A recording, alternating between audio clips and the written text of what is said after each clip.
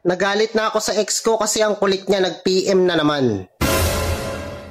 Sabi ba naman niya, basta tuloy tayo sa February 14 ha, kasi nakapagpa-wax na ako.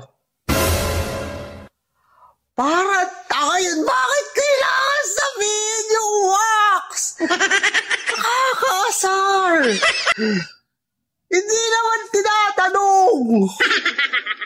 Tapos sabi pa niya, pagkatapos natin kumain, punta tayo sa lugar na tayong dalawa lang.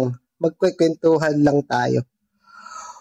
Magkwekwentuhan daw kayong dalawa na Walang ganon! Hindi naman ako sama-sama sa ganon. Hindi ako sanay. Visit siya. Tapos sabi niya, manonood lang daw kami ng Netflix pagkatapos niya maligo. Bakit naman siya maliligo ito? Pwede naman sa bahay siya maligo. Bakit din pa? Hindi naman ako sa... Yung nainis na ako, nagalit na ako, sabi ko, huwag ka na mag-PM sa akin. Basta tuloy tayo. Ano naman? Hindi, ayoko.